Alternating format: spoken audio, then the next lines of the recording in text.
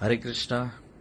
એક જે વિડીયો મારા એક પ્રવચનનો વાયરલ થઈ રહ્યો છે અને જેમાં થોડી ગેરસમજ ઊભી થઈ છે કે જે પણ સ્ટેટમેન્ટ મારા દ્વારા આપવામાં આવ્યું છે એ દીકરીઓ ઉપર જે અત્યાચારો થઈ રહ્યા છે એમની સુરક્ષા થતી નથી, એમને ન્યાય મળતો નથી, એના લઈને છે. અને બીજી વાત કે બંધારણના વિષયમાં જે વાત મેં કરી છે એ બંધારણ નિર્માતાઓ માટે નથી. પર્ટિક્યુલર મેં કોઈ સમાજ, કોઈ વ્યક્તિનું નામ લઈને નથી રાખ્યું, પણ જે કલમ કે 18 વર્ષ પછી દીકરી સ્વતંત્ર રીતે વિવાહનો નિર્ણય કરશે, આ કલમ જે બંધારણમાં પાછળથી ઉમેરવામાં આવી છે, તો એ વ્યક્તિ પ્રત્યેના થોડા રોષને લઈ અને આવું સ્ટેટમેન્ટ મારા દ્વારા થયું છે.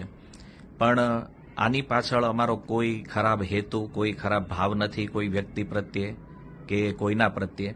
છતાં કોઈની પણ લાગણી દુભાણી છે અને આમાં કોઈને એવું લાગે છે કે આ બરાબર નથી, તો હૃદયથી આપ સર્વની ક્ષમા યાચના છે.